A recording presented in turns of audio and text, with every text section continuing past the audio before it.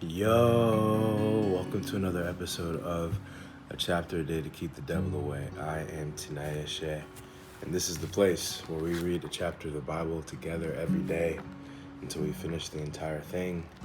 We are on project catch-up mode, so might be a lot of chapters coming at you today.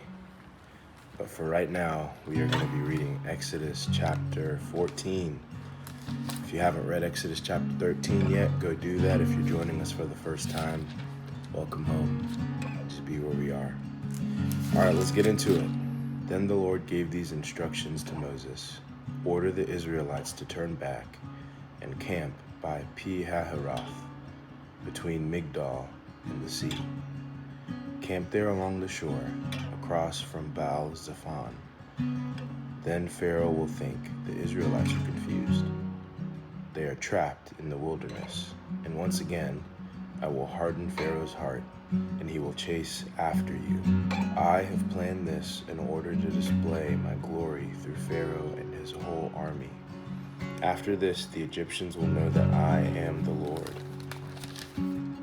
So the Israelites camped there as they were told. The Egyptians pursue Israel. When word reached the king of Egypt that the Israelites had fled, Pharaoh and his officials changed their minds.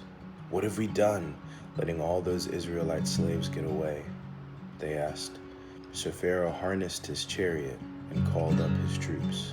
He took with him 600 of Egypt's best chariots, along with the rest of the chariots of Egypt, each with its commander. The Lord hardened the heart of Pharaoh, the king of Egypt, so he chased after the people of Israel, who had left with fists raised in defiance. The Egyptians chased after them with all the forces in Pharaoh's army, all his horses and chariots, his charioteers, and his troops. The Egyptians caught up with the people of Israel as they were camped beside the shore near Pi-hahiroth, across from Baal-Zephon. As Pharaoh approached, the people of Israel looked up and panicked when they saw the Egyptians overtaking them. They cried out to the Lord, and they said to Moses, "Why did you bring us out here to die in the wilderness?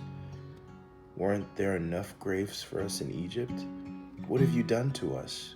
Why did you make us leave Egypt? Didn't we tell you this would happen while we were still in Egypt? We said, 'Leave us alone. Let us be slaves to the Egyptians.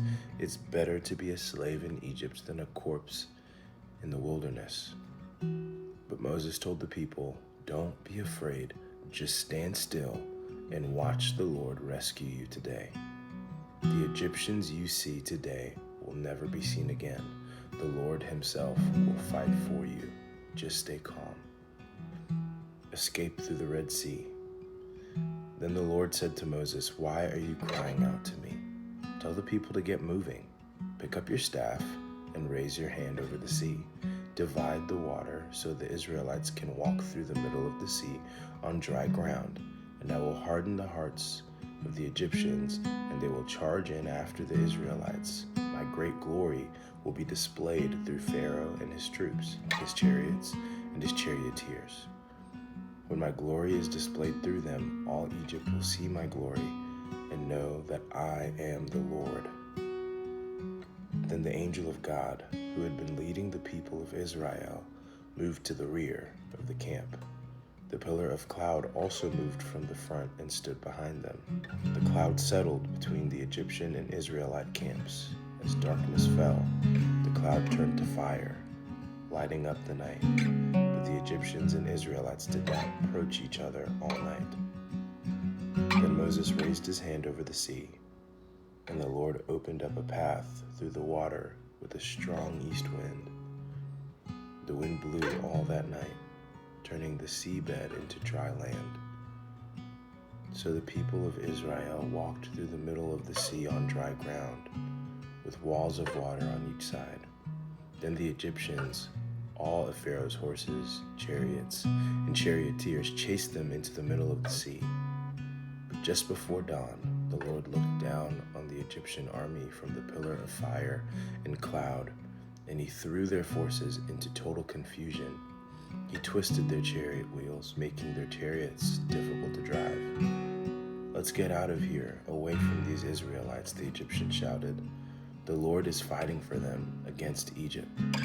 When all the Israelites had reached the other side, the Lord said to Moses, "Raise your hand over the sea again.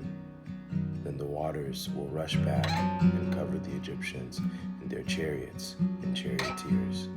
So as the sun began to rise, Moses raised his hand over the sea, and the water rushed back into its usual place. The Egyptians tried to escape, but the Lord swept them into the sea. Then the waters returned and covered all the chariots and charioteers. The entire army of Pharaoh, of all the Egyptians who had chased the Israelites into the sea, not a single one survived. But the people of Israel had walked through the middle of the sea on dry ground, as the water stood up like a wall on both sides.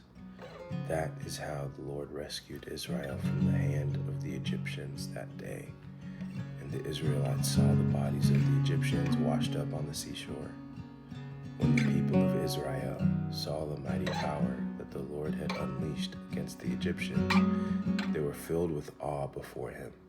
They put their faith in the Lord and in his servant Moses. It's a pretty dope story.